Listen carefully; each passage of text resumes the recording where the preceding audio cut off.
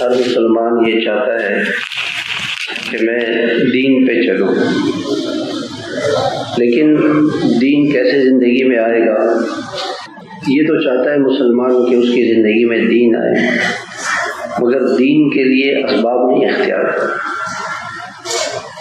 جیسے ایک آدمی یہ چاہتا ہے کہ اللہ تعالیٰ مجھے اولاد دے، لیکن شادی نہیں کرتا ہو کہ شادی نہیں کرنی ہے، اللہ تعالیٰ اولاد دے سکتے ہیں، اللہ تعالیٰ اس پہ قادر ہیں، اللہ کی قدرت ہے یہ، لیکن اللہ کی سنت نہیں ہے۔ دنیا کو اللہ تعالیٰ نے دار الاسباب بنایا ہے اور اس میں سبب اختیار کرنا پڑے گا۔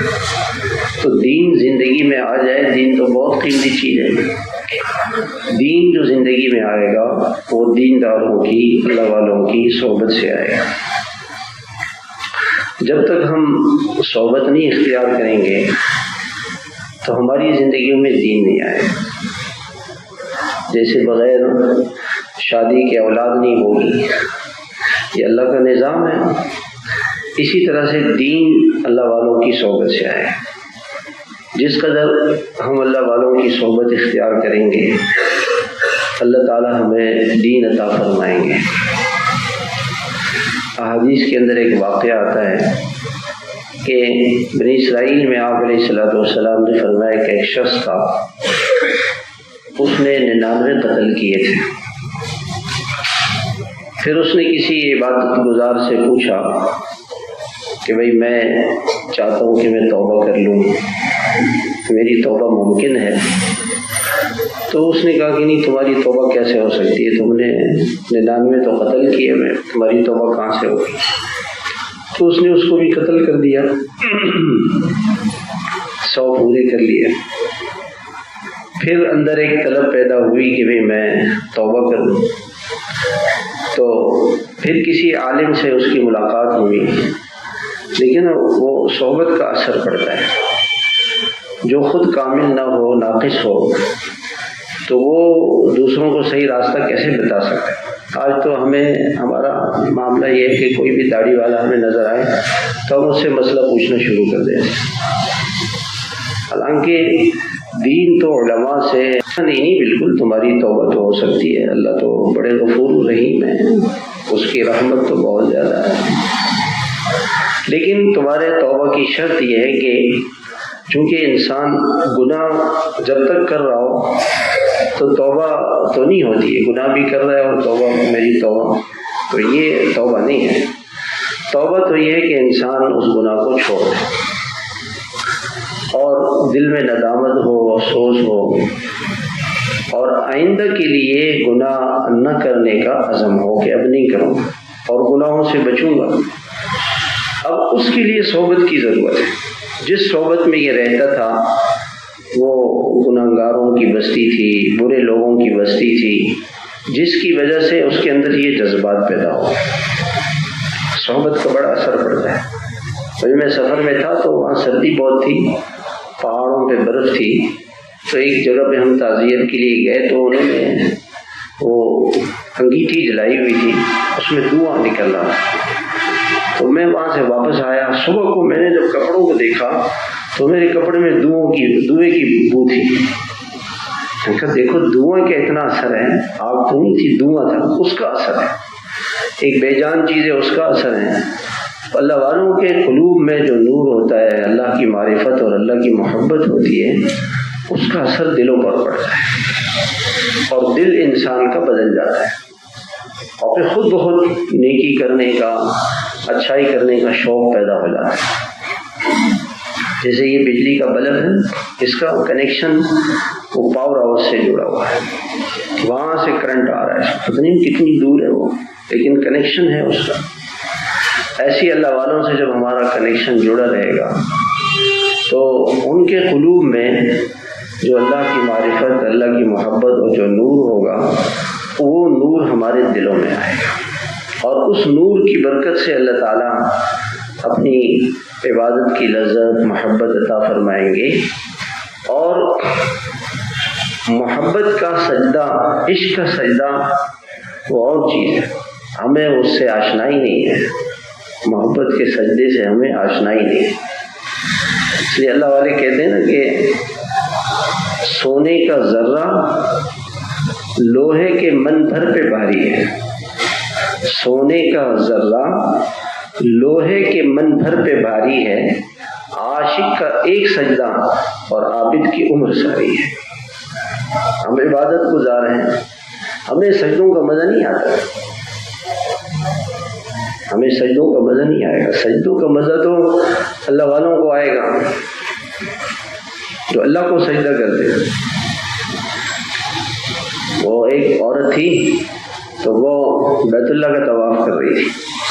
میں آپ سے ملنے آئی ہوں, میں آپ کی زیارت کرنا چاہتی ہوں, میں آپ کا دیدار کرنا چاہتی ہوں, مجھے آپ سے ملنا ہے. تو حضرت جنید بغدادی رحمۃ اللہ علیہ نے کہا کہ لڑکی کیا کہہ رہی, کس سے ملنا ہے, کس سے ملاقات کے لیے آئے, کیا باتیں کر رہی. انہوں نے جنید سے کہا کہ جنید تم کس کا طواف کر رہے ہو؟ کہنا بیت اللہ کا. اچھا پتھروں کا طواف کر رہے ہو؟ تم کس کا طواف کر رہی ہو؟ کہ میں جس کا گھر ہے اس کا طواف کر رہی ہوں, مجھے وہ نظر آتا ہے, میں اللہ کا طواف کر رہی ہوں. تو جن کو نمازوں میں اللہ مل جائے اور سجدوں میں اللہ مل جائے تو اللہ کی قسم ان سجدوں کی لذتیں ہم اور آپ کو پتہ نہیں ہے. کائنات کی ساری دنیا کی دولت اس سجدے کے سامنے ہیچ. جو اہل اللہ کو اللہ تعالیٰ سجدوں کی لذتیں عطا فرماتے.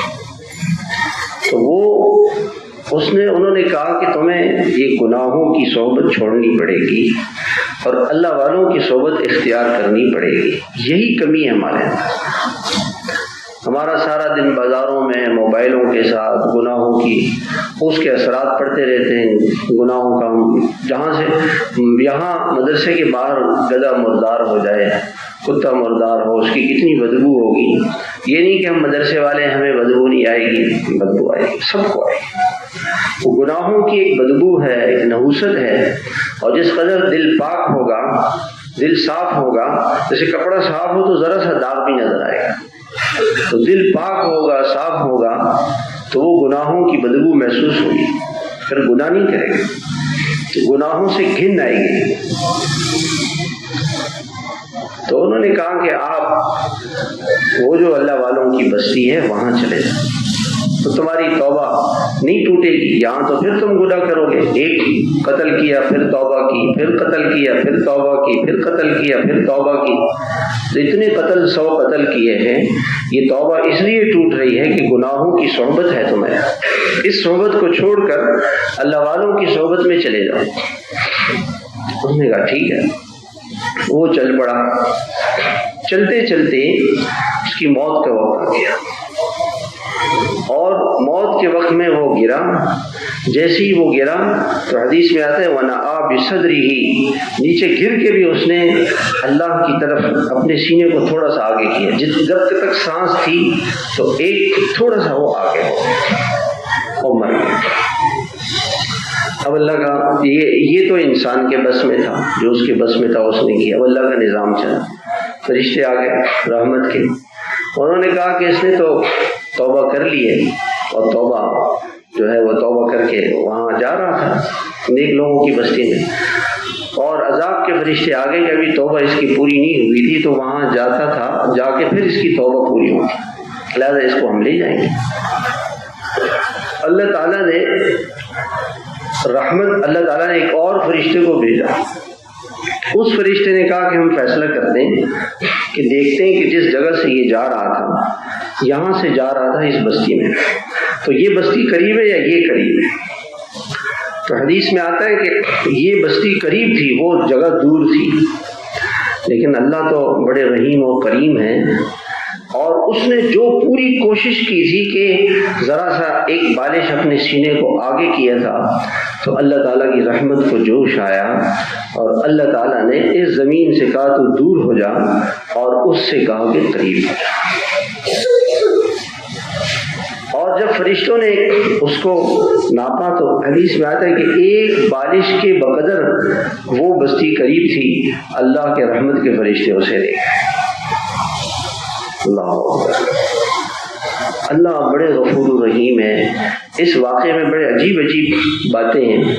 ایک تو جتنے بھی انسان گناہ کرے نا، جتنے بھی گناہ کرے، اس لیے حدیث میں آتا ہے نا کہ آدم کے بیٹے اگر اتنی گناہ کر لیں کہ زمین سے لے کے آسمان تک کو بھی پہنچ جائیں تو بھی توبہ ہو سکتی ہے۔ شیطان مایوس کرتا ہے تمہاری توبہ کہاں ہوگی؟ توبہ کسی اور بھی کر سکتا ہے، کوئی بھی کر سکتا ہے۔ دوسری بات، کسی آدمی پر بدگمانی نہیں کرنی چاہیے۔ 100 آدمیوں کا قاتل اللہ نے اس کی مغفرت کر دی۔ ہم نے کسی کا گناہ دیکھا، اب ساری زندگی ہم اس سے نفرت کرتے ہیں۔ کسی گناہ گار پر بدگمانی نہیں کرنی چاہیے، بلکہ یہ ذہن میں رکھنا چاہیے کہ ضرور اس نے توبہ کی۔ یہ ہو نہیں سکتا کہ مومن توبہ نہ کرے، اس نے توبہ کر لی ہو۔ وَلَا نَظُنُّ بِالْمُؤْمِنِينَ إِلَّا خَيْرًا، حدیث میں آتا ہے کہ مسلمان کے ساتھ اچھا گمان رکھیں، اور ہم لوگ بدگمانیاں کرتے رہے۔ دن بھر میں کتنی بدگمانیاں ہم نے کی ہوں گی، آج کے دن بھی کتنی بدگمانی گناہ ہے، بدگمانی گناہ ہے، اور اچھا گمان کرنے کا حکم ہے۔ کسی بھی گناہ گار سے نفرت نہیں کریں، پتہ نہیں کب وہ توبہ کریں اور توبہ کر کے وہ اللہ کا مقرب بن جائے، اللہ کا پیارا بن جائے، ہمیں کیا پتہ۔ تیسری بات یہ ہے کہ اس واقعے سے یہ بات پتہ چلی کہ وہ نیک صحبت کی طرف جا رہا تھا۔ جب کوئی انسان اپنا قدم اللہ کی طرف اٹھاتا ہے اور نیک صحبت کی طرف چلتا ہے، اگرچہ وہاں پہنچا نہیں ہے لیکن اللہ جل شانہ اس کو وہاں پہنچا دیتے ہیں۔ اب آدمی نیک صحبت کی کوشش کرے، چاہے وہ وہاں تک نہیں پہنچا، مگر اللہ پاک نے تو نیت کو دیکھا نا۔ وہ جو گھر سے نکلا، اللہ تعالیٰ کے اس کی یہ نیت اور یہ ارادہ ہی قبول ہو گیا، اور اس ارادے کی وجہ سے ہی اللہ تعالیٰ نے اس کو وہ نیک لوگوں کا مقام دے۔ 100 آدمیوں کے قاتل کو اللہ نے معاف کر دیا۔ اور نیک صحبت، اس کی اللہ کے یہاں کتنی بڑی قیمت ہے کہ 100 آدمیوں کا قاتل بھی اللہ نے اسے معاف کر دیا اس نیکی کی وجہ سے کہ میں نیک لوگوں کی صحبت میں جانے پر ہی وہاں پہنچا نہیں تھا۔ اس لیے اللہ والوں کی صحبت اثر رکھتی ہے، اس کا بڑا اثر ہے۔ اب لوگ یہ کہتے ہیں جی اس نے تو 100 قتل کیے تھے، اس کا کیا ہوگا؟ تو یاد رکھیں، دیکھیں، ایک انسان اگر قتل کرتا ہے کسی کو تو یہ تو بہت بڑا گناہ ہے، بہت، اس میں تو کوئی شک ہی نہیں ہے۔ اس میں ایک اللہ کا حق ہے، ایک بندے کا حق ہے۔ کسی مسلمان کو قتل کرنا یہ اللہ کا حکم توڑنا ہے، تو اللہ کا حق ہے۔ کسی مسلمان کو قتل کرنا بندے کا حق ہے۔ اب اس میں اللہ نے اپنا جب اس نے توبہ کی تو اللہ نے اس کو معاف کر دیا۔ جو اللہ کا حق ہے وہ معاف ہو گیا، بندوں کا جو حق ہے وہ نہیں معاف ہوگا۔ اس کا کیا ہوگا؟ اس کا قیامت کے دن فیصلہ ہوگا، یا تو اللہ تعالیٰ، وہ لوگ کہیں گے جی اللہ ہمیں سے نہیں معاف کریں گے، تو اس نے جو 100 قتل کیے ہوں گے اس کی سزا اس کو ملے گی، سزا ملے گی، یا پھر اللہ تعالیٰ کی رحمت کو وہاں بھی جوش آ جائے گا، اور اللہ تعالیٰ ان قاتلوں سے، مقتولوں سے کہیں گے جو قتل ہوئے تھے کہ بھئی یہ جنت چاہیے یا اس سے بدلہ لو گے، بھائی اس کو قتل کرو گے، تمہیں اختیار دے دیا جائے گا تم اس کو قتل کرو، اور دوسرا یہ جنت لے لو، تو کہ اسلام میں اس کے قتل کرنے سے کیا ہوگا، ہمیں تو جنت چاہیے۔ تو خود بخود اللہ تعالیٰ کہیں گے ٹھیک ہے اسے معاف کر دو، وہ معاف کر دیں گے، جنت لے لیں گے۔ تو یہ الگ بات ہے، لیکن اس کا یہ عمل کہ اللہ کے نیک بندوں کی صحبت کی طرف چلنا، اس کی اللہ کے یہاں بڑی قیمت ہے۔ چلے انسان چلے تو صحیح، اللہ کی کتنے رحیم و کریم ذات ہے، یعنی اللہ کی رحمت کو سوچے، اللہ کی رحمت کو انسان سوچے۔ ہمارے استاد محترم حضرت مولانا تقی عثمانی صاحب نے عجیب بات فرمایا، یہ جو دعا ہے نا رب ارحمہما، یہ سب یہ دعا اپنے والدین کے لیے مانگا کریں، ہر نماز میں، درود شریف میں، تحیات کے بعد سب اس کو پڑھ لیں، رب ارحمہما، رب ارحمہما، رب ارحمہما، اے اللہ اپنی خاص رحمت میرے ماں باپ پہ نازل فرما، اب حضرت فرماتے ہیں کہ اللہ کی رحمت کتنی ہے. اللہ کی ذات تو وراء الورا ہے اور اللہ تعالیٰ کی کوئی حد نہیں، کوئی انتہا نہیں. اللہ پاک تو ہمیشہ سے ہیں، ہمیشہ رہیں گے. جب اللہ ہمیشہ سے ہیں، اللہ کی رحمت بھی بہت زیادہ ہے اور اس کی کوئی حد ہی نہیں ہے. اللہ کی رحمت کی کوئی حد نہیں ہے.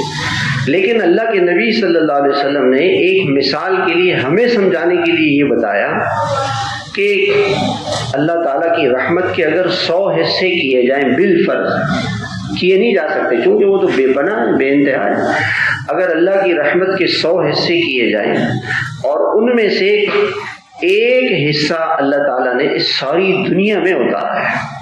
دنیا میں جو ماں اپنے بچے سے محبت کرتی ہے، یہاں تک کہ گدھا، گھوڑا، کتا، جانور، بلی، چوہا، دنیا کی ہر مخلوق جو آپس میں محبت کرتی ہے، جتنے انسانوں کے اندر ہمدردی، خیرخواہی، رحمت، فکر کے جذبے ہیں، یہ اس ایک اللہ کی رحمت کا اثر ہے. 99 حصے اللہ کی رحمت تو آخرت میں ملے گی. اب آپ اس سے اندازہ لگائیں کہ اللہ پاک کی رحمت کتنی بڑی ہے. آپ نے یہ دعا کی کہ اللہ میرے والدین کو رحمت سے نواز دے، تو آپ نے اللہ سے یوں کہا کہ اللہ وہ جو 100 حصے میرے گمان کے مطابق، ورنہ تو اللہ کی رحمت تو 100 سے بھی کروڑوں اربوں خربوں بھی کیا جائے تو کم ہے. یہ تو ایک مثال ہے کہ اللہ آپ کی وہ بے پناہ اور لامحدود جو رحمت ہے، اے اللہ وہ رحمت میرے والدین پہ برسا. کیسی پیاری دعا ہے. اس دعا کا ضرور اہتمام کرنا چاہیے. اور جب بھی اللہ کی رحمت کا تذکرہ آئے نا، آج ہم کہتے ہیں جی میں نہیں معاف کروں گا اسے، میں نہیں کروں گا اسے معاف. تو اللہ تعالیٰ کیا فرماتے ہیں؟ الراحمون یرحمہم الرحمن. تمہیں اللہ کی رحمت چاہیے نا، معاف کر دو. آپ بدلہ لے کے کیا کرو گے؟ اور وہ جو اللہ پاک نے جو اپنی رحمت رکھی ہوئی وہ کتنی زیادہ ہے. ارحموا من فی الارض یرحمکم من فی السماء. اللہ کی مخلوق پہ رحم کرو. بیوی کو معاف کر دو، بیوی شوہر کو معاف کر دو، پڑوسی کو معاف کر دو. کسی نے آپ کے ساتھ زیادتی کی ہے دفتر میں، معاف کر دو. تجارت میں آپ کا پیسہ دبا لیا ہے، معاف کر دو. اسی نقطے کو اللہ والے سمجھ گئے. حضرت مفتی رشید احمد صاحب رحمۃ اللہ علیہ کو کسی نے خط لکھا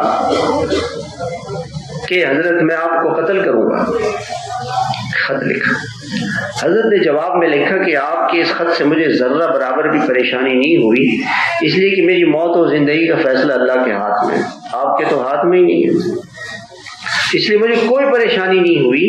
اور باقی یہ کہ آج سے میں آپ کے لیے دعا کروں گا کہ اللہ تعالیٰ آپ کو دنیا اور آخرت کی ساری خیریں دے دے. میں نے آپ کو معاف کر دیا. اور حضرت نے اپنے وصیت میں لکھا کہ میری پوری زندگی میں جس نے کبھی مجھے کوئی اذیت تکلیف پہنچائی ہے میں نے سب کو معاف کیا. میرے مرنے کے بعد قیامت تک جو مجھے کوئی تکلیف پہنچائے گا وہ سب معاف ہے. کہ ان کو پتہ تھا کہ اس پہ کیا ملنے والا ہے. اس لیے حضرت مولانا تقی عثمانی صاحب دامت برکاتہم سے سوال کیا گیا کہ حضرت کسی نے زیادتی کی ہمارے ساتھ، ایک تو یہ کہ ہم اسے دنیا میں معاف کر دیں کہ اللہ میں نے اسے معاف کر دیا، میں آپ سے بدلہ لوں گا، میں صبر کروں گا اور اس صبر کا بدلہ اللہ آپ مجھے دیں گے، یہ اس نے کہہ دیا. اور ایک یہ کہ اس نے کہا نہیں، نہ معاف نہیں کروں گا، قیامت کے دن بدلہ لوں گا. تو طلبہ نے سوال کیا کہ حضرت یہ جو اس نے کہا کہ میں نے معاف کر دیا، یہ اس پر جو انعام ملے گا وہ زیادہ ہے یا وہ جو قیامت کے دن خود بدلہ لے گا؟ اللہ تعالیٰ نے فرمایا معاف کر. حضرت نے فرمایا کہ ایسا لگتا ہے اللہ کی رحمت سے کہ معاف کرنے کا بدلہ زیادہ ہے، معاف کر دیں. اللہ والے ٹینشن نہیں پالتے کہ سوچتے رہیں کہ جی اس نے میرے ساتھ یہ کیا تھا، موقع لگے گا تو میں بھی. ایسا نہیں کرتے، معاف کر دیں. ارحموا من فی الارض یرحمکم من فی السماء. ہمیں آسمان والا دے گا، اللہ ہمیں دے گا. اللہ کی مخلوق پہ رحم کرے، بیوی پہ رحم کرے، اپنے پڑوسی پہ رحم کرے، اپنے ساتھیوں پہ رحم کرے. کسی نے ہمیں تکلیف پہنچا دی، رات گئی بات گئی، بھلا دے، اس کو ختم کر دے. اللہ کی بے پناہ رحمت. میں یہ واقعہ سنا رہا تھا کہ کسی گناہگار سے نفرت نہیں کرنی چاہیے اور اس پہ اچھا گمان کرنا چاہیے کہ پتہ نہیں اس کو توبہ کر کے کہاں سے کہاں پہنچا. اور سب سے زیادہ اللہ تعالیٰ بندے سے کب خوش ہوتے ہیں؟ جب بندہ توبہ کرے. اچھا لوگ کیا کہتے ہیں؟ لوگ کہتے ہیں کہ جی اللہ تعالیٰ اپنے بندے پر 100 ماؤں سے بھی زیادہ 70 ماؤں سے بھی زیادہ محبت کرتے ہیں. یہ جملہ کہیں ہے نہیں. ہم نے علماء سے پوچھا، علماء فرماتے ہیں یہ جملہ نہیں ہے. وہ ایسا ہے، آپ علیہ الصلوۃ والسلام نے ایک مرتبہ جنگ ہو گئی. اس جنگ میں ایک عورت تھی، اس کا بچہ گم ہو گیا. اب وہ جس کو بھی جو بچہ بھی ملے وہ فوراً اپنے سینے سے لگائے، اس کو دودھ پلائے، اسے پیار کرے. بچہ گم ہو گیا تھا، گود کا بچہ گم ہو گیا. تو اللہ کے نبی نے صحابہ سے کہا دیکھو یہ عورت اپنے بچے سے دوسروں کے بچوں کو دودھ پلا رہی ہے، پیار کر رہی ہے، تو یہ اپنے بچے سے کتنی محبت کرے گی. اور اگر اس کو اس کا بچہ مل جائے تو کیا یہ اپنے بچے کو آگ میں ڈالے گی؟ کہا صحابہ نے کہا رسول اللہ یہ تو دوسروں کے بچوں کو اتنا پیار کر رہی ہے تو اپنے بچے کو کیسے آگ میں ڈالے گی؟ تو اس وقت اللہ کے نبی نے ایک جملہ فرمایا، للہ ارحم بعبادہ من ہذہ بولدہا. جتنی اس ماں کو اپنے بچے سے محبت ہے، اللہ تعالیٰ کو اس سے زیادہ اپنے بندوں پہ رحم کرنے والے ہیں. یہ فرمایا آپ نے، جتنا اس ماں کو اپنے بچے سے محبت ہے، شفقت ہے، اللہ کی رحمت اور اللہ کی شفقت اپنے بندوں پر اس سے زیادہ ہے. اللہ کی رحمت تو کافروں پر بھی ہے. وہ کیسے کہ اللہ ان کو عذاب نہیں دیتے دنیا میں. تو اللہ لطیف بعبادہ، اللہ تعالیٰ اپنے بندوں پہ بڑے مہربان ہیں. اللہ اپنے بندوں پہ بڑے مہربان. کافر ہی کیوں نہ ہو، اگر اس کی مہربانی نہ ہوتی اور کوئی گناہ کرتا تو فوراً اس کو وہی پکڑ لیتے. پہلے دن ہی کافر جب کفر کرتا، بالغ ہو کے کافر کلمہ نہیں پڑھتا، اسی وقت فرشتے اس کی گردن اڑا دیتے. تو اس کی رحم ہے کہ اس نے سب کو بچایا. تو اس حدیث سے یہ پتہ چلا کہ اللہ والوں کی صحبت، نیک لوگوں کی صحبت، اس سے انسان کہاں سے کہاں پہنچ جاتا ہے. ہمارے قریب کے زمانے میں حضرت حاجی عبدالوہاب صاحب رحمۃ اللہ علیہ، اللہ نے ان کو کتنا مقام اور کیا کچھ اللہ نے ان کو دیا تھا. اس کی وجہ کیا ہوا کہ سب سے پہلے کالج میں پڑھتے تھے. تو وہاں کالج میں کسی نے بتایا کہ مولانا احمد علی لاہوری رحمۃ اللہ علیہ کا درس ہوتا تھا کالج کے طلباء کے لیے. تو حضرت اس درس میں جاتے تھے. اللہ والوں کی صحبت کا رنگ لگ گیا. پھر حضرت مولانا الیاس رحمۃ اللہ علیہ کی صحبت میں اس وقت پہنچے جبکہ حضرت کے آخری 6 مہینے باقی تھے. 6 مہینے باقی تھے اور 6 مہینے مولانا الیاس رحمۃ اللہ علیہ کی صحبت میں رہے اور اللہ نے کہاں سے کہاں پہنچا دیا. کسی بھی انسان کو جو کچھ ملتا ہے وہ صحبت سے ملتا ہے. حضرت مولانا الیاس رحمۃ اللہ علیہ کو سب سے پہلے والدین کی صحبت ملی. ان کی ماں کتنی نیک تھی، روزانہ 1 منزل قرآن کی پڑھتی تھی. آج ہم کہتے ہیں نا جی کہ ہمارے بچے نیک ہو جائیں، یہ چاہتے تو ہیں، لیکن بچے کب نیک ہوں گے کہ جب ہم نیک ہوں. کتنے دن ہماری زندگی میں ایسے گزر جاتے ہیں تلاوتی ہماری نہیں ہوتی ہے. 1 منزل تلاوت روزانہ ماں کرتی تھی اور روزانہ کا ان کا ذکر کتنا تھا؟ 5000 اسم ذات. اللہ اللہ اللہ. ہم تو 3 تسبیحات پوری نہیں کر سکتے، 1400 ہوتی ہیں 3 تسبیحات، اور 5000 مرتبہ اللہ اللہ اللہ، اور درود شریف 5000، اور کل ان کا ذکر 16700 روزانہ کا ذکر تھا. ماں ایسی تھی. اور گھر میں کوئی نہ کوئی ساری رات اللہ کی عبادت میں لگا رہتا تھا.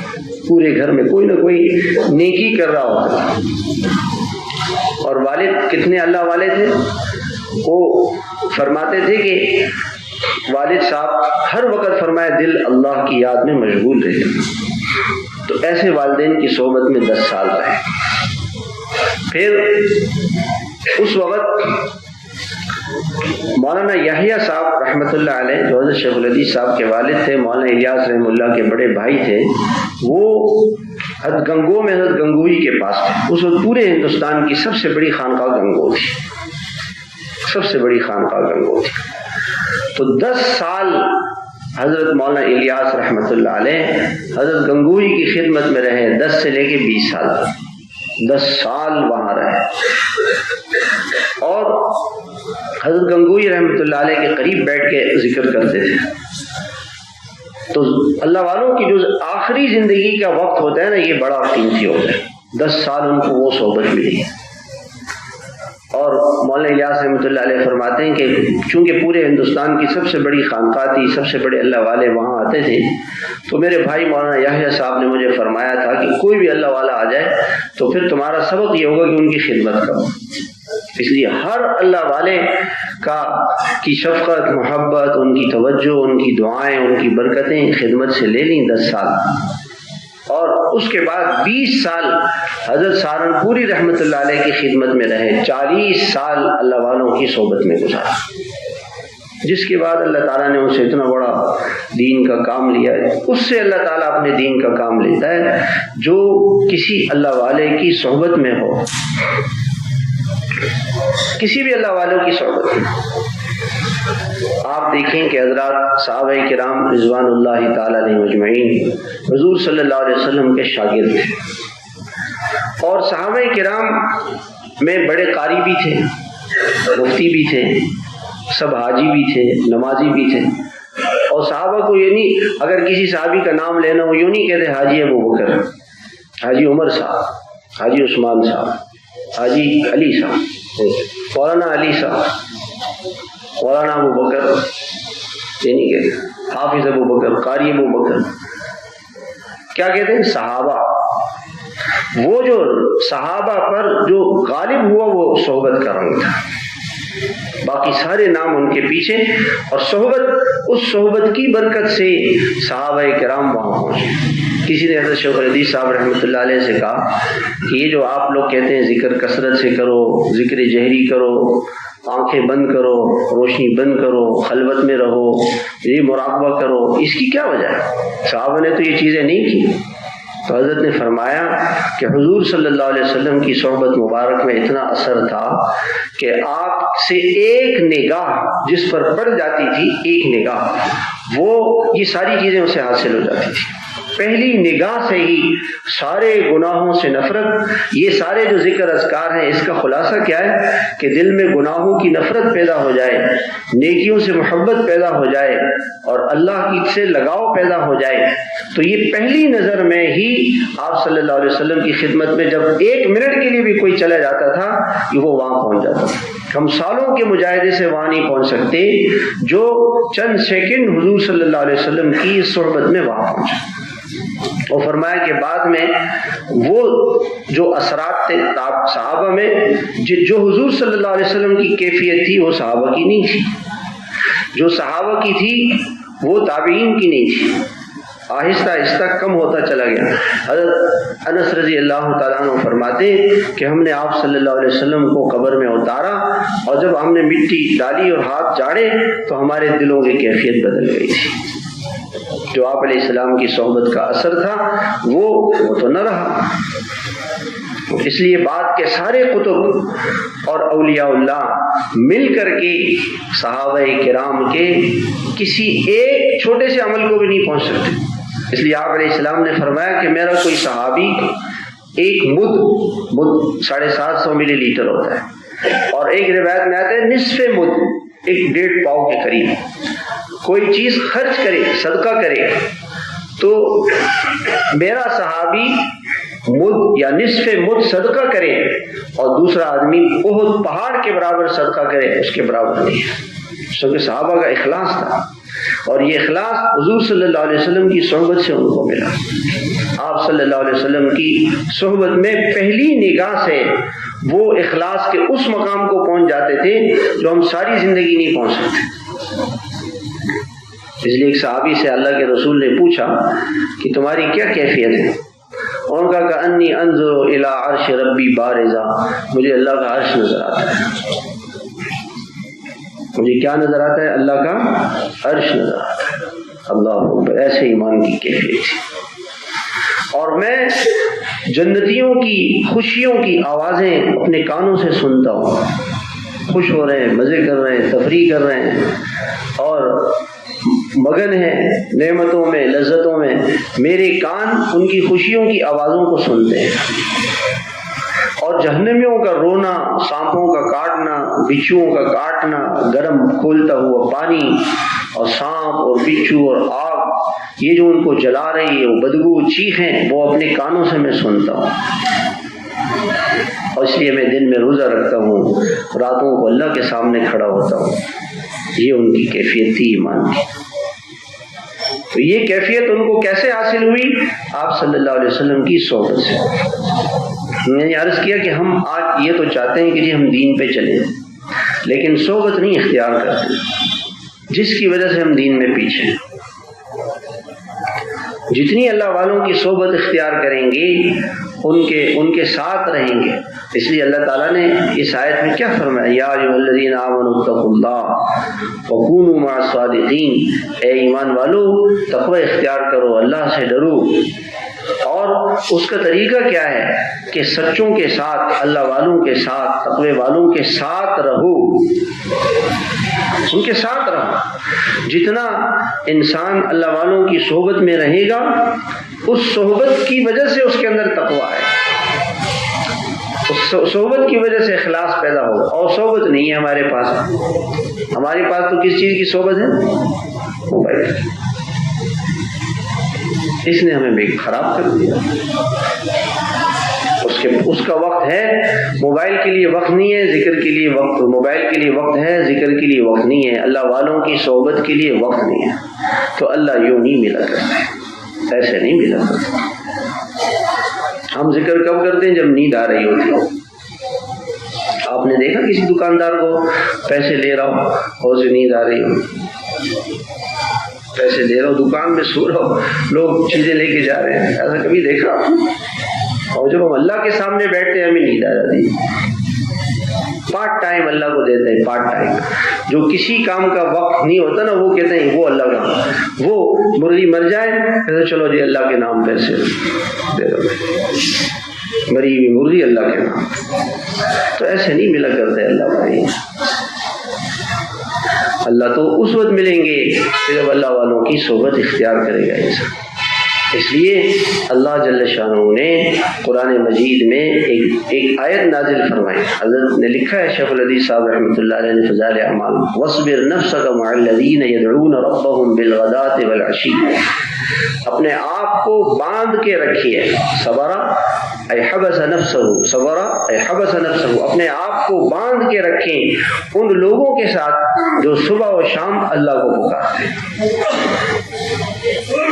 اور ہمارا صبح کا وقت سونے میں گزر جاتا ہے۔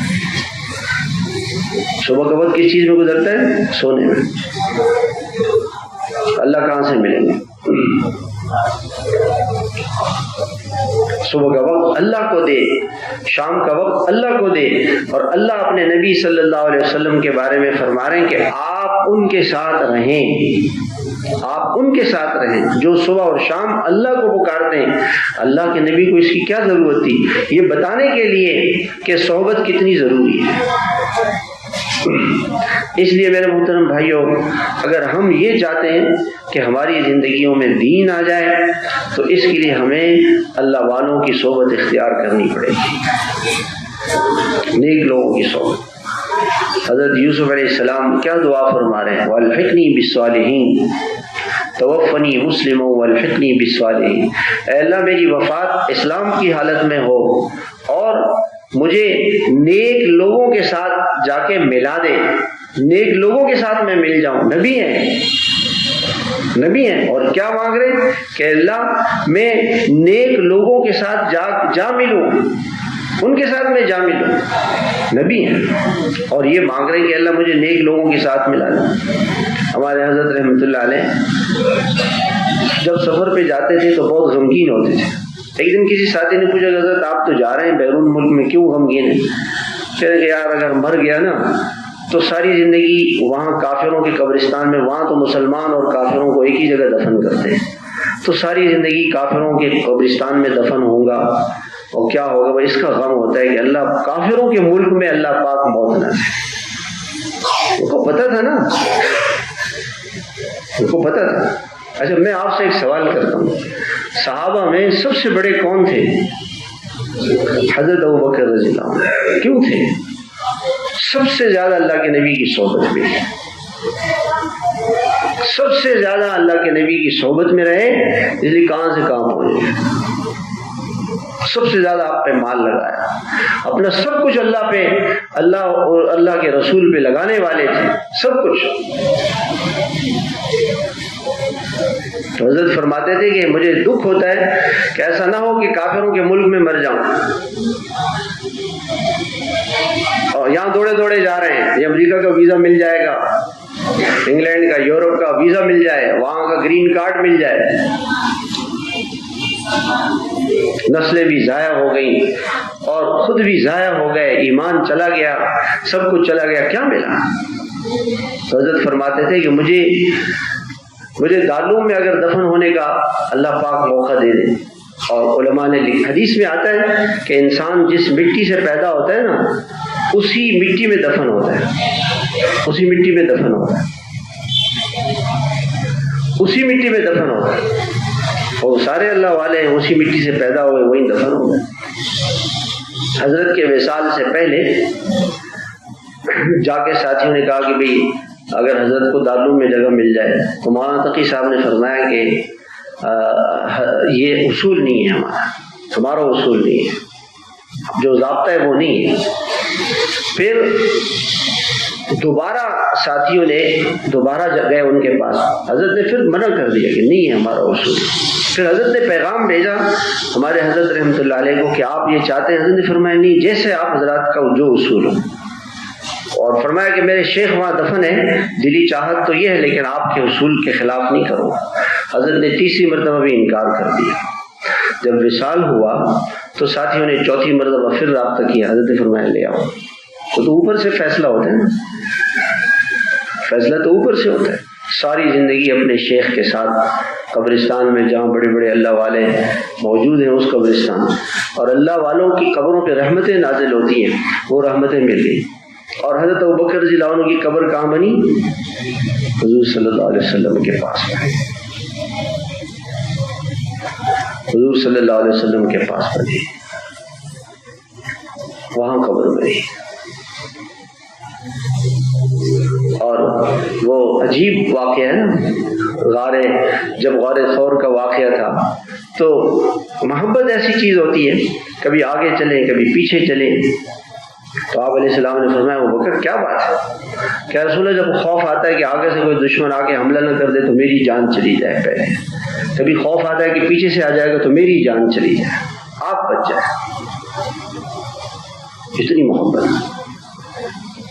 اور غار ثور آپ حضرات نے دیکھا ہوگا, بہت سارے حضرات کو اللہ پاک وہاں لے گئے. نیچے سے کتنا اوپر ہے, اس سارے نیچے سے لے کے اوپر تک کندھوں پر بٹھا کے اللہ کے نبی صلی اللہ علیہ وسلم کو لے کے گئے, تاکہ نشان قدم نہ نظر, اور پنجوں کے بل جاتے ہیں تاکہ نشان پاؤں کے, چونکہ وہ فنگر پرنٹس کے بڑے ماہر تھے, لیکن پھر بھی وہ پہنچ گئے غار پہ, اور کندھے پہ بٹھا کے اوپر لے گئے. اپنا سب کچھ لگایا اللہ کے نبی صلی اللہ علیہ وسلم نے. ہم جا کے اللہ والوں سے ہاتھ لگا لیتے ہیں اور کہ جس پہ ہمیں کچھ مل جائے, ایسی تھوڑی ہو. تو اپنا سب کچھ لگانا پڑتا ہے. اللہ یوں ہی نہیں ملا کرتے میرے بھائیوں, اللہ ایسے سستے نہیں ہیں. پھر غار میں گئے کہ رسول اللہ جو ہے نا, یہ نہیں کہ مجھے نیند آ گیا. ہم جماعت میں جاتے ہیں نا, سب سے جا کے سردی میں کیا کرتے ہیں, وہ سردی میں جب ہم مسجد میں ہم گئے نا, میں تو ہیٹر کے پاس میرے جیسے میرے بھائی بیٹھے ہوئے وہاں پہ ہیٹر میں پہلے سے میں پہلے پہنچ جاؤں. اور گرمیوں میں جا کے بستر میں کہاں بچھاتا ہوں, پنکھے کے نیچے. ابھی سب آپ کو پتہ ہے میں ذرا کمزور ہوں, اس لیے میں پنکھے کے نیچے بستر بچھاتا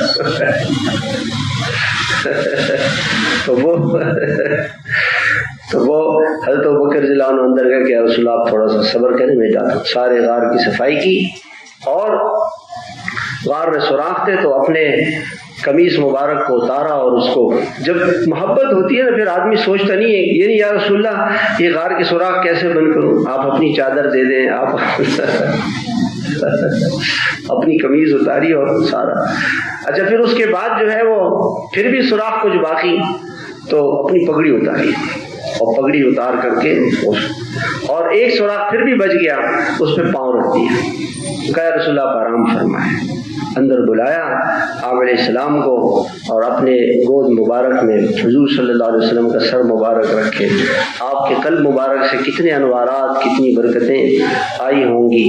آپ نے اللہ کی زیارت کی معراج پہ، اس میں کیا نور تھا، وہ سارا نور منتقل ہو گیا، وہ سب مل گیا۔ تھوڑی دیر کے بعد حضرت ابوبکر رضی اللہ عنہ رونے لگے، آپ آنسو پہنچ رہے تھے، ایک آنسو گر گیا آپ علیہ السلام، آپ کی آنکھ کھلی، آپ نے فرمایا ابوبکر یہ کیا بات ہے، قمیص کہاں ہے، پگڑی کہاں ہے؟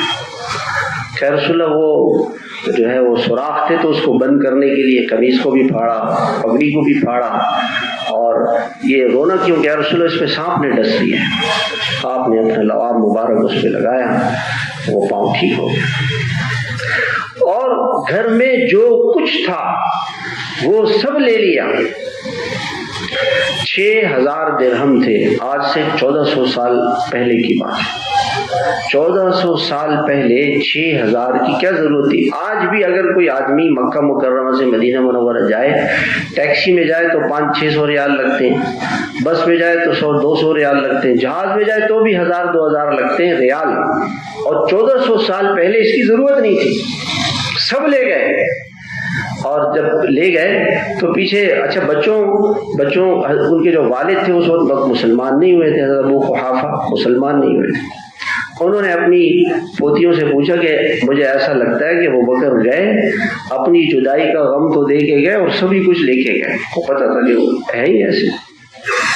تو اس پر بچیوں نے کیا کیا کہ وہ وہاں پہ کپڑا ڈال کے اور پتھر رکھ کر کے، باپ نابینا تھے، ان کے ہاتھ رکھوائے کہ نہیں کچھ چھوڑا ہے، اور کچھ بھی نہیں چھوڑا۔ بیٹیاں، بیوی کافروں کے نرغے میں چھوڑ کے اور سب کچھ لے کے اللہ کے نبی صلی اللہ علیہ وسلم پہ سب کچھ لگانے کا جذبہ، یہ چیز تھی جس پر اللہ تعالیٰ مل گیا، سب کچھ لگانے کا جذبہ۔ آپ علیہ السلام نے فرمایا کہ وہ بکر اللہ کے راستے میں مال لگانے کا وقت آیا، سب کچھ لے کر آ گئے، سب کچھ اچھا لے کر جو تھوڑا بہت بچ گیا تھا وہ سبھی لے کر آ گئے، لگایا تو سبھی تھا، تھوڑا سا تھا، جو لائے وہ تھوڑا سا تھا۔ حضرت عمر آدھا مال لے کر آ گئے، اچھا وہ آدھا زیادہ، یہ کم، یہ سارا کم۔ آپ علیہ السلام نے یہ سوال نہیں کیا کہ ابوبکر تم اتنا تھوڑا لے کر آئے، ابوبکر تم اتنا زیادہ لے کر آئے۔ آپ نے فرمایا ابوبکر کیا چھوڑا ہے؟ عمر سے پوچھا رضی اللہ عنہ سے، عمر چھوڑا کیا ہے؟ کہ رسول اللہ آدھا۔ اور حضرت ابوبکر سے پوچھا کہ کیا چھوڑا ہے؟ کہ اللہ اس کے رسول کا نام چھوڑا ہے۔ یہ جب یہ چیز آئے گی نا تو پھر یہ اس پر اللہ پاک نے، اس لیے اللہ نے فرمایا، اللہ کے نبی صلی اللہ علیہ وسلم نے فرمایا کہ اس امت میں سب سے پہلے جنت میں کون داخل ہوں گے؟ حضرت ابوبکر رضی اللہ عنہ۔ اور فرمایا کہ ایک شخص ایسا ہوگا میری امت میں کہ جنت کے ہر دروازے سے اس کو آواز آئے گی کہ یہاں سے داخل ہو جاؤ، یہاں سے داخل ہو جاؤ، یہاں سے داخل ہو جاؤ، ہر دروازہ ان کو پکارے گا۔ آپ نے فرمایا ابوبکر وہ تم ہو۔ اللہ کے یہاں سے انعام بھی ایسا ملا، اور ساری زندگی اللہ کے نبی کی صحبت میں دنیا میں رہے، اور دنیا سے جانے کے بعد بھی آپ کے پڑوس جگہ ملے۔ اپنی بیٹی آپ صلی اللہ علیہ وسلم کو دے دی، منافقین نے تہمت لگائی بیٹی پر تہمت، اور تو ابوبکر رضی اللہ عنہ بڑے سردار تھے، بڑے غیور تھے، عرب بڑے غیور لوگ ہوتے تھے، غیرت مند ہوتے تھے، تو بیٹی پر تہمت لگی۔ کبھی اللہ کے نبی صلی اللہ علیہ وسلم سے کوئی بات نہیں کی۔ اچھا مہینہ گزر گیا، ایک مہینے کے بعد آپ صلی اللہ علیہ وسلم نے، اچھا حضرت عائشہ کو ایک مہینے کے بعد پتہ چلا، آپ نے خود نہیں بتایا کہ بیوی کو تکلیف ہوگی، حضرت عائشہ کو تکلیف نہ ہو اس لیے آپ نے خود نہیں بتایا۔ لیکن ایک مہینے تک پورے مدینے کے اندر منافقین نے وہ فضا خراب کی ہوئی ہے، اور اللہ کے نبی صلی اللہ علیہ وسلم کی زبان مبارک سے ایک جملہ نہیں لکھنا۔ ہم تو بدگمانی پر عورت کو پتہ نہیں کیا کیا کچھ کر دیتے ہیں، کتنے تانے دیتے ہیں، کتنی باتیں اس کو سناتے ہیں، ساس بہو کو کتنی سناتی ہے، ذرا سی بات ہے، تیری ماں ایسی، تیرا باپ ایسا، ماں باپ کا کیا قصور ہے اس میں؟ چھوٹے سے جملے پہ ایسے یعنی مرچ مسالے لگا کر ایسا جملہ کسیں گی کہ وہ بہو کہتی کہ کاش میں پیدا ہی نہیں ہوتی، کاش کہ زمین پھٹے میں اندر چلی جاؤں ان جملوں کو سہ کے۔ اور اللہ کے نبی نے کوئی جملہ اپنی زبان سے نہیں نکالا، خاموش، بیوی ہے گھر میں لیکن ایک جملہ نہیں۔ حضرت عائشہ کو پتہ چلا کہ رسول اللہ میں اپنے گھر جانا چاہتی ہوں، کہ چلی جاؤں، وہاں گئی تو اللہ کے رسول آ گئے۔ حضرت عائشہ کو پتہ چل گیا، اللہ کے رسول آئے۔ جب اللہ کے رسول آئے تو حضرت عائشہ نے، اللہ کے نبی نے فرمایا کہ عائشہ دیکھو، اگر آپ بات یوں شروع فرمائی کہ آپ سے یہ گناہ نہیں ہوا ہوگا، اللہ تعالیٰ آپ کو بری کر دیں گے، اور اگر بالفرض ایسا کچھ ہوا ہے تو معافی مانگ لو اللہ سے۔ تو حضرت عائشہ رضی اللہ تعالیٰ نے اپنے باپ کی طرف دیکھا کہ اب باپ جواب دیں، تو بکر نے کہا میں کوئی جواب نہیں دے سکتا۔ اللہ اکبر، بیٹی پر تہمت لگائی گئی۔ ابو بکر نے کہا بعد میں کہ ہم لوگوں نے کبھی جاہلیت کے زمانے میں بھی اس گناہ کو نہیں سوچا تھا، تو اسلام لانے کے بعد کہاں سے ہم یہ گناہ کر سکتے ہیں؟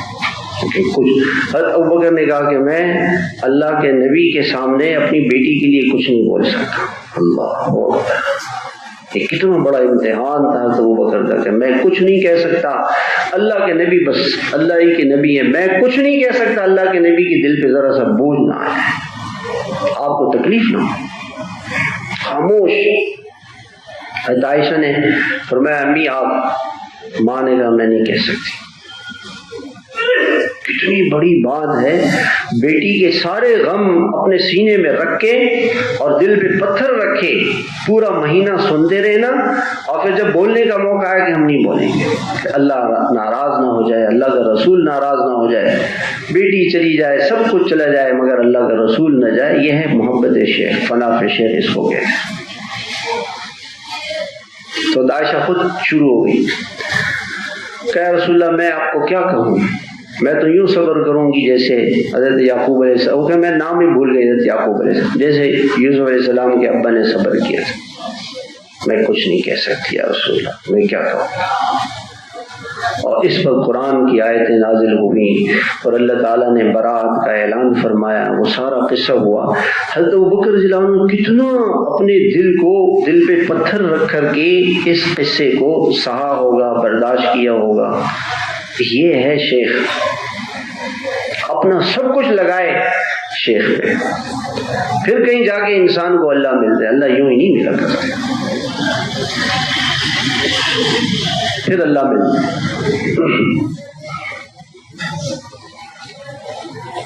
ہمارے حاجی عبد الوہاب صاحب رحمۃ اللہ علیہ جب نظام الدین میں جڑنا شروع ہوئے تو والد صاحب بہت سخت ناراض ہو گئے اور کہا کہ ہم نے آپ کو اتنی پڑھائی لکھائی کروائی اور آپ کو ملازمت دلوائی، آپ یہ کہاں کس چکر میں پڑ گئے، اور کہا کہ آپ کو میں ساری جائیداد سے آپ کر دوں۔ حاجی صاحب نے فرمایا ٹھیک ہے، میں اس کے لیے تیار ہوں۔ ہم جو کہتے ہیں نا ریونیو میں اتنا کچھ بن گیا، ایسی تھوڑی بن گیا، پوری جائیداد، کوئی بات نہیں، مجھے نہیں چاہیے جائیداد، میں اللہ کو وقت دوں گا، میں اللہ پہ سب کچھ لگانے کے لیے تیار ہوں، کوئی بات نہیں، جائیداد چھوڑ دیں۔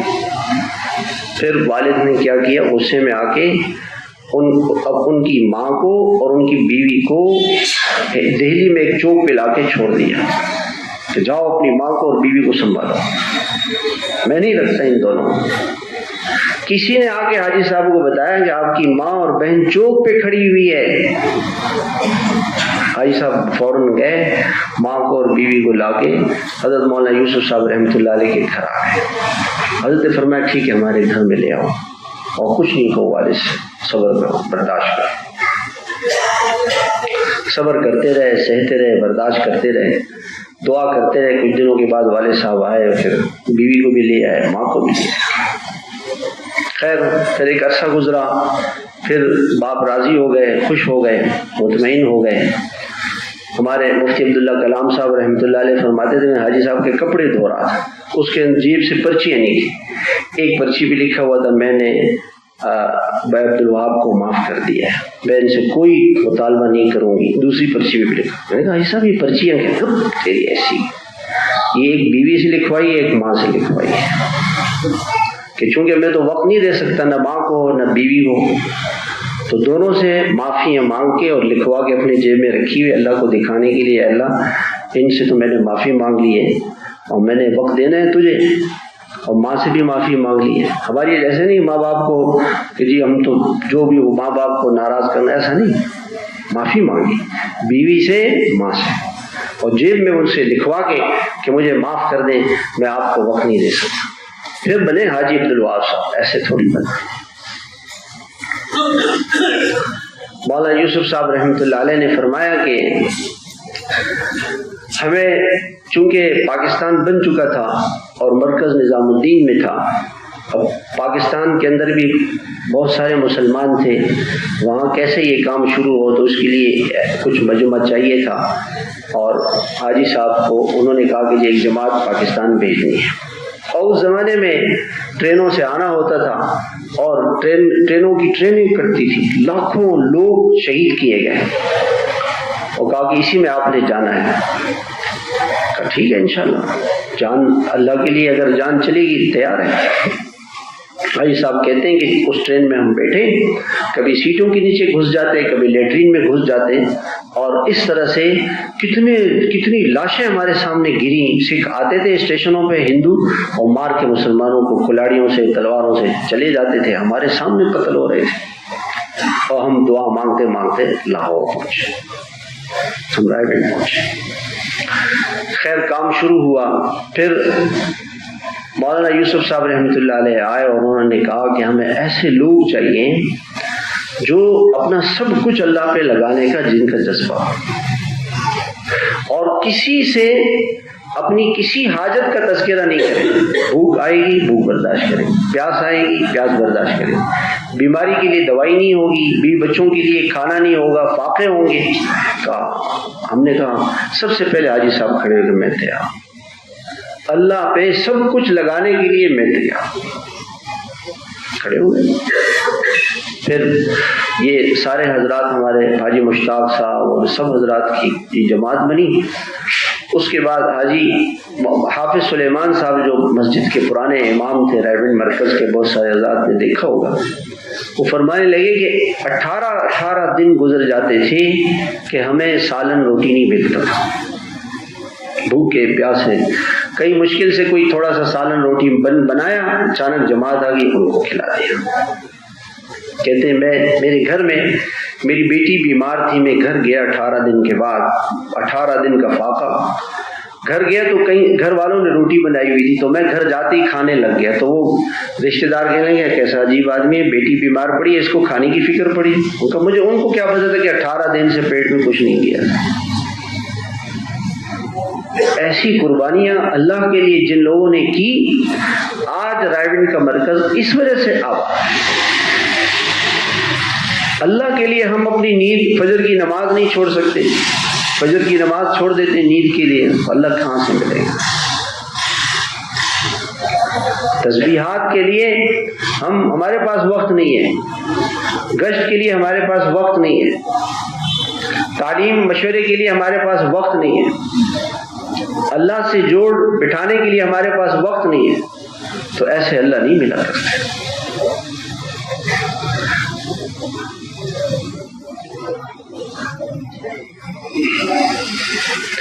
تو میرے محترم بھائیوں، فیصلہ کرنا ہوگا ہم نے کہ ہمیں اللہ چاہیے، ہمیں کیا چاہیے؟ اللہ چاہیے۔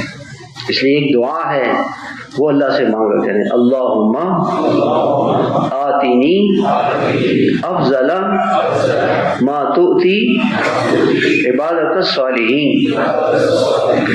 اس دعا کا ترجمہ کیا ہے؟ حدیث کی دعا ہے کہ اللہ جو اپنے آپ خاص بندوں کو، اپنے نیک بندوں کو جو آپ اپنا قرب عطا فرماتے ہیں، اپنا تعلق عطا فرماتے ہیں، آپ پہ سب کچھ لگانے کا جو جذبہ ہے اللہ ان کے اندر ہوتا ہے، اللہ ہمیں بھی ایسا بنا، اللہ ہمیں بھی ایسا بنا۔ کسی کو تہجد پڑھتے ہوئے دیکھیں، یہ دعا کریں کہ اللہ جیسے آپ نے اس کو تہجد کی لذت دی ہے مجھے بھی دے دیں۔ کسی کو روزہ رکھتے ہوئے دیکھیں، کسی کو اللہ تعالیٰ کوئی بھی دین کا کام کر رہا ہو اور ہم سے آگے بڑھا ہوا ہو، فوراً یہ دعا کریں کہ اللہ جو یہ تو اللہ کی طرف سے چناؤ اور انتخاب ہوتا ہے، اور پہلا قدم انسان اٹھاتا ہے کہ میں نے اللہ کو پانا ہے، میں نے اللہ تک پہنچنا ہے۔ اور جیسے میں نے عرض کیا کہ اللہ تک پہنچنے کے لیے صحبت کی ضرورت ہے، اللہ والوں کی صحبت۔ حضرت تشریف لا رہے ہیں 10 منٹ میں، تو اللہ والوں کی صحبت، اور اس پر پھر اللہ تعالیٰ جتنے بھی ہمارے اکابر بنے، کوئی بھی ایسے نہیں ہیں جنہوں نے کسی اللہ والے کی صحبت نہیں اٹھائی، ایک بھی آپ نہیں دکھا سکتے، ایک بھی نہیں دکھا سکتے۔ برسوں اللہ والوں کی صحبت، ان کی جوتیوں میں رگڑے کھائے، قربانیاں دیں، اس پر پھر اللہ تعالیٰ ملے ہیں، اس پر اللہ ملے۔ اس لیے میرے بھائیوں، اللہ کو پانے کے لیے محنت کرنی پڑے گی اور اپنا سب کچھ لگانا پڑے گا کہ مجھے اللہ چاہیے، سب کچھ، مجھے کچھ نہیں چاہیے۔ حاجی صاحب کے والد صاحب کا انتقال ہوا تو حاجی صاحب نے باپ کو تو شروع میں کہہ دیا تھا، پھر تو باپ خیر راضی ہو گئے۔ جب انتقال ہوا تو حاجی صاحب نے اپنے بھائی کے لیے پرچہ لکھا کہ بھائی نے کہا کہ آؤ جائیداد کی تقسیم کر لو۔ حاجی صاحب نے کہا کہ مجھے کچھ بھی ضرورت نہیں، ساری جائیداد آپ لے لو، میں تو یہ میری ذرا سی بھی توجہ اس طرف نہیں جائے کہ میرے پاس کتنی جائیداد ہے، کیا چیز ہے، کیا زمین ہے، کیا ہے، میری توجہ میں نہیں چاہتا کہ اس طرف جائے، میری ساری توجہ اللہ کی طرف ہو، میرا دن رات اللہ کے لیے لگے، مجھے کوئی جائیداد نہیں چاہیے، سب آپ لے لو، سب آپ لے لو۔ اور وہ شخص جس کی ملکیت میں اس دنیا میں 1 انچ جگہ نہیں تھی، اور جنازہ کیسا جنازہ ہوا، وہ موٹر وے بند ہو گیا، سڑکیں بند ہو گئیں، ہزاروں لاکھوں لوگ جنازے تک پہنچ نہیں سکے، ایک درویش آدمی جس کی ملکیت میں 1 انچ نہیں، 1 انچ جگہ نہیں ہے جس کے پاس۔ کیوں؟ اللہ کے لیے سب کچھ لگایا، اپنا سب کچھ اللہ پہ قربان کر دیا، اور مزے کر رہے ہیں۔ لاکھوں کروڑوں انسانوں کی نیکیاں، ان کے اعمال دیکھیں۔ آج ہماری صلاحیت کہاں لگ رہی ہے؟ مٹی کے جمع کرنے پر۔ میرے پاس یہ ساری مٹی ہے، کھلونے، چھوٹے بچے کاغذوں کے، پلاسٹک کے کھلونے کے پیچھے وہ روتے ہیں، اور ہمارا رونا کیا ہے کہ مجھے ایک گاڑی مل جائے، مجھے ایک مکان مل جائے، میرا ایک یہ مسئلہ حل ہو جائے، میری یہ پریشانی ختم ہو جائے۔ یہ دنیا تھوڑی سی ہے، مختصر سی ہے۔ اور میرے محترم بھائیو، وہ بڑے خوش قسمت تھے جنہوں نے اپنا سب کچھ اللہ پہ لگایا کہ ہمیں اللہ مل جائے۔ ماں کا جذبہ کیا ہوتا ہے کہ میرا بیٹا جو ہے بڑا ڈاکٹر بنے، بڑا انجینئر بنے۔ وہ ابھی میں وہاں تھا تو ایک مولانا احمیہ صاحب نے ایک واقعہ سنایا کہ ایک بچی آئی، اور رابطہ عالم اسلامی میں مقابلہ ہوتا ہے حفظ کا، 3.5 سال کی بچی، 3.5 سال کی۔ اس کو کرسی پہ بٹھایا تو وہ کرسی اتنی چھوٹی تھی، نظر نہیں آ رہی تھی، تو انہوں نے فرمایا اس کو میز پہ اوپر بٹھایا۔ اور وہ پہلی مرتبہ فیصل مسجد آئی تھی تو اس سے جب ہم نے پوچھنا شروع کیا، وہ کبھی اس فانوس کو دیکھے، کبھی اس کو دیکھے، وہ قرآن پڑھتی چلی جائے۔ تو ہم نے بعد میں تحقیق کی، کون ہے، پتہ چلا کہ وہ حضرت نے فرمایا میرے ایک شاگرد تھے، ان کی بیٹی تھی۔ تو میں نے ان سے پوچھا کہ یہ کیسے آپ نے اس کو 3.5 سال کی بچی کو تو کچھ بھی پتہ نہیں، اس کو آپ نے قرآن کیسے یاد کرایا؟ انہوں نے کہا کہ اس کی ماں بھی حافظہ، میں بھی حافظ، ہم دونوں روزانہ ایک دوسرے کو گھر میں قرآن سناتے ہیں۔ رمضان کا مہینہ تھا، یہ ماں کے پیٹ میں تھی، اس کی ماں بھی قرآن تراویح میں سناتی، میں بھی سناتا، پھر آپس میں ایک دوسرے کو دور کرتے، سارا دن ماں بھی پڑھتی رہتی ہے، میں بھی پڑھتا رہتا ہوں۔ یہ پیدا ہوئی، جب پیدا ہوئی اور اس کو جب اس نے بولنا شروع کیا تو میں نے کہا بسم اللہ، تو اس نے کہا بسم اللہ الرحمن الرحیم۔ میں نے کہا الحمدللہ رب العالمین، اس نے کہا الرحمن الرحیم۔ میں نے کہا مالک یوم الدین، اس نے کہا ایاک نعبد و ایاک نستعین۔ اور صحبت کا اثر تھا تو سارا قرآن یاد ہو گیا۔ تو ہماری مائیں بچوں کو کیا دیتی ہے؟ موبائل، اس سے کھیلو، پہلے تو چلو کم سے کم ٹیپ ریکارڈ سے قرآن ہی اس کو لگا دیتے، اب تو کہتے ہیں وہ کارٹونوں سے کھیلو۔ وہ کارٹون جو ہے نا وہ کیا کرتے ہیں، وہ ماں کو مار رہے ہیں اور وہ باپ کو مار رہے ہیں، پھر یہ مارنا شروع کر دیتے ہیں۔ کہتے ہیں پتہ نہیں بچے کیسے نافرمان ہوں گے، تو کارٹون دکھائیں گے تو کارٹون بنیں گے بچے ہمارے، کیا بنے، جو دکھائیں گے وہ بنے گے۔ صحبت ایسی چیز ہے، صحبت صالحین، نیک لوگوں کی صحبت، اللہ والوں کی صحبت، جو کچھ انسان کو ملتا ہے وہ میرے محترم بھائیوں صحبت سے ملتا ہے، اللہ والوں کی صحبت۔ جتنا بھی اختیار کریں کم ہے،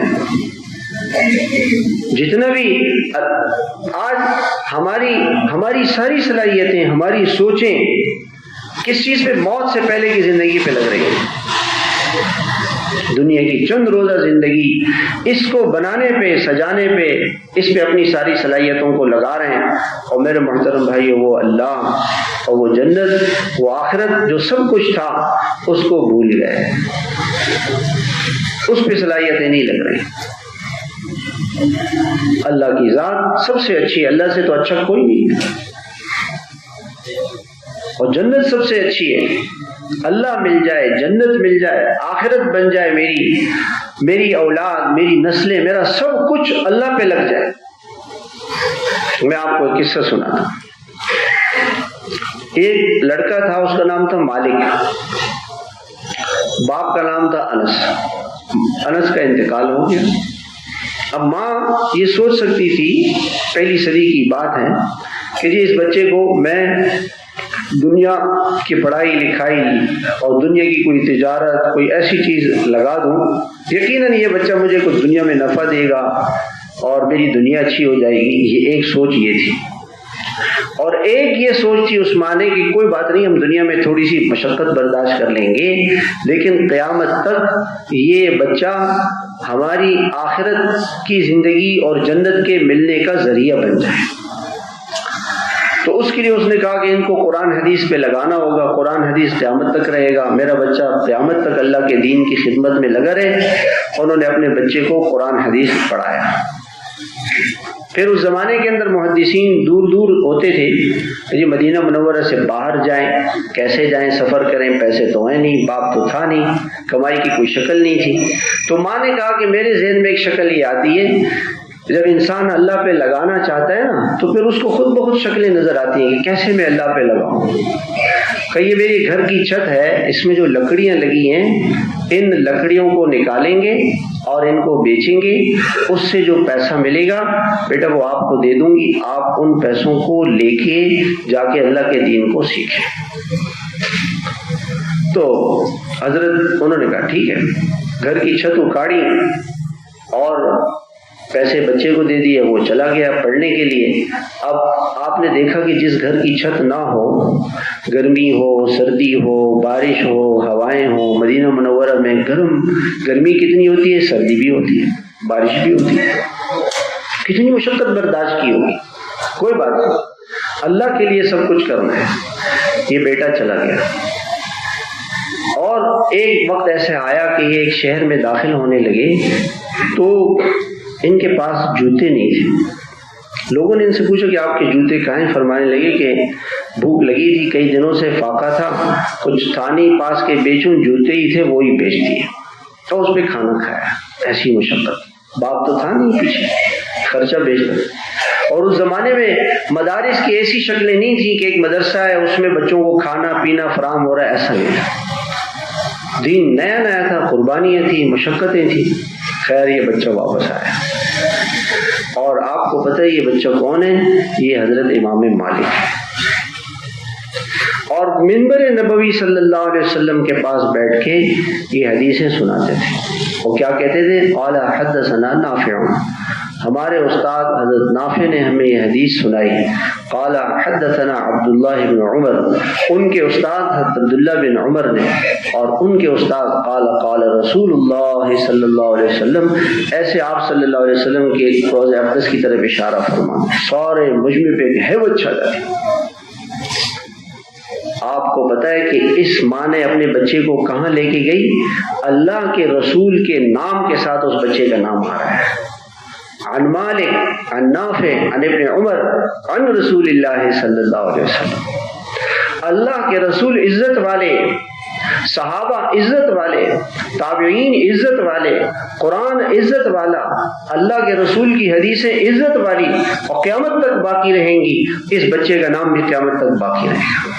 ایک دن ایسے ہی میں سوچ رہا تھا کہ حضرت امام مالک کے شاگرد حضرت امام محمد، اور امام محمد کے شاگرد حضرت امام شافعی، حضرت امام شافعی کے شاگرد ہیں امام احمد بن حنبل، امام احمد بن حنبل کے شاگرد امام بخاری، امام بخاری کے شاگرد امام ترمذی، امام مسلم، امام نسائی، اور ہزاروں 90,000 لوگوں نے تو امام بخاری سے بخاری شریف پڑھی ہے، 90,000۔ یہ قیامت تک جتنے انسان، یہ سارا اب اپنے آپ نے سلسلہ دیکھا کہ یہ سارا ثواب امام مالک کی ماں کو جا رہا ہے، جس ماں نے نیت کیا کی تھی کہ میرا بیٹا اللہ والوں کی صحبت میں رہے۔ میرا بیٹا، ہم تو کہتے نہیں او میرا بیٹا انگلینڈ چلا گیا، امریکہ چلا گیا، سی اے کر لیا جی، بی بی اے کر لیا جی، ایم بی اے کر لیا جی، اس نے ڈاکٹر بن گیا جی، پی ایچ ڈی کر لی اس نے دنیا کے لیے۔ اللہ پہ لگائیں اپنا سب کچھ، اور اپنے بچوں کو اللہ پہ لگائیں۔